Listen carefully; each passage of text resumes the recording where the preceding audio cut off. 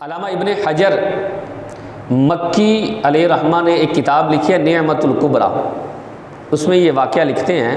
آپ فرماتے ہیں یمن کے اندر ایک شخص رہتا تھا جس کا نام تھا عامر، اور لوگ عامر یمنی کہتے تھے اس کو۔ اس کی ایک بیٹی تھی جو بیمار رہتی تھی، اسے کولنج کا درد یعنی بڑی آنت کے اندر جو ہے وہ درد ہوتا، جذام تھا، دیگر اور بیماریاں تھیں، یوں سمجھ لے ایک جسم اور بیماریوں کا گھر۔ عامر کیا کرتا، رات ہوتی اس کے پاس ایک بت تھا، اپنی بیٹی کو ساتھ بٹھا کر بت کے سامنے جو ہے وہ بیٹھ جاتا اور ساری رات یہ کہتا رہتا اگر تو شفا دے سکتا ہے تو میری بیٹی کو شفا دے دے۔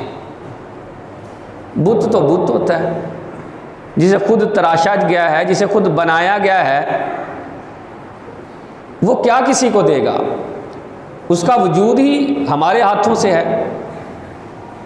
جب کئی سال گزر گئے نا اس طرح عبادت کے اندر، لیکن کوئی اس کی امید بر نہ آئی، ایک دن چھت پہ بیٹھا اپنی بیوی سے کہنے لگا بی بی مجھے لگتا ہے ہم صحیح راستے پر نہیں ہیں، زندگی گزر چکی ہے، کوئی سمجھ نہیں آ رہی کہ کیا ہو رہا ہے، کوئی ہمارا حاجت روا، کوئی مشکل کشا نہیں ہے۔ یہ عورت کہنے لگی ہاں مجھے بھی کچھ ایسا ہی محسوس ہو رہا ہے، کیوں نہ ہم جو ہے کوئی صحیح راستہ تلاش کر لیں، شاید ہمیں کوئی ہادی راہبر مل جائے۔ کہا بات تو تیری ٹھیک ہے، پھر نکلیں گے جنگلوں صحراؤں کے اندر سفر کریں گے، دوسرے شہروں ملکوں میں جائیں گے، شاید ہمیں اپنی زندگی کے اندر کوئی ہادی رہنما مل جائے جو ہمیں صحیح راستہ دکھا دے۔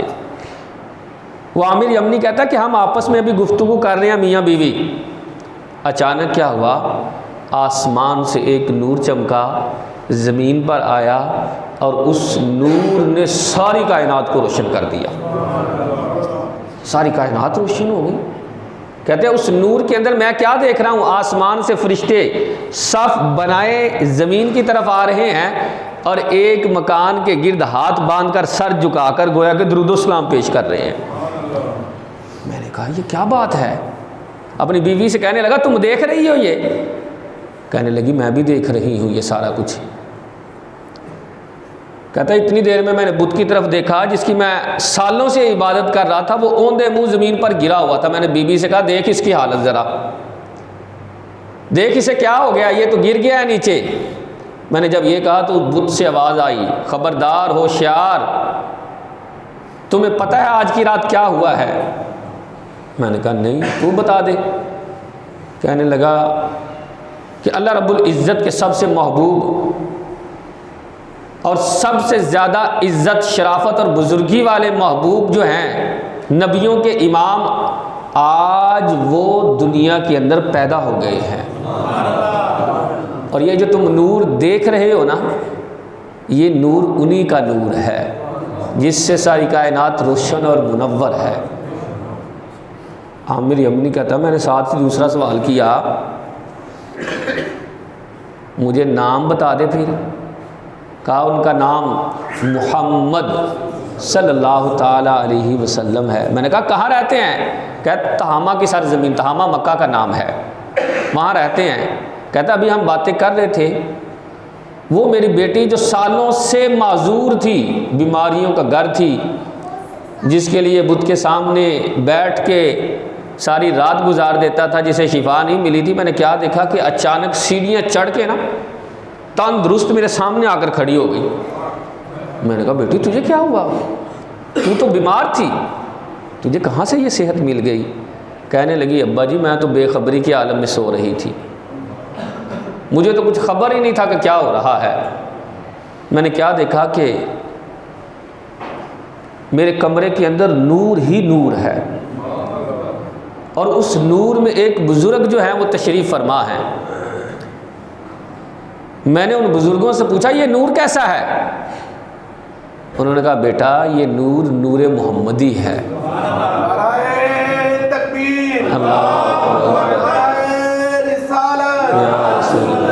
سرکار کی آمد، مرحبا بنٹھار کی آمد، مرحبا۔ یہ نور نور یہ نور نور محمدی ہے۔ کہا وہ کون ہے؟ ان کا نام کیا ہے، ان کی صفات کیا ہیں؟ کہا ان کا نام تو احمد اور محمد ہے، صفات اللہ تعالیٰ نے ایسی بنائی ہیں کہ اللہ نے ان کو سراپا ہی معجزہ بنا کر اس دنیا کے اندر بھیجا ہے۔ وہ بچی کہنے لگی میں نے پوچھا آپ کون ہیں، بزرگوں سے پوچھا آپ کون ہیں؟ تو وہ بزرگ جواب دینے لگی بیٹا کہ میں وہ ہوں، وہ خوش بخت فرشتہ ہوں کہ جس نے نور محمد کو اٹھایا ہوا تھا۔ کہا اچھا آپ نے پھر میری حالت نہیں دیکھی، میں بیماریوں کا گھر ہوں، جزام میرے جسم میں ہے، دردیں ہیں، بیماریاں میرے جسم میں ہے، تو کچھ کریں نا پھر آپ۔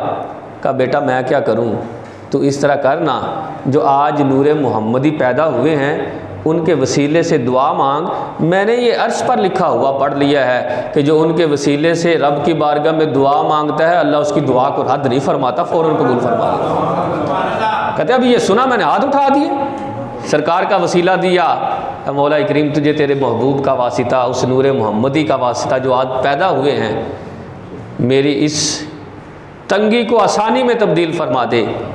کہتے میں دیکھ خواب رہی تھی، خواب کے اندر ہی دعا مانگی، اور میں خواب کے اندر کیا دیکھتی ہوں، میں نے اپنے دعا ختم کی ہے تو میں بالکل تندرست توانا صحت مند ہو گئی۔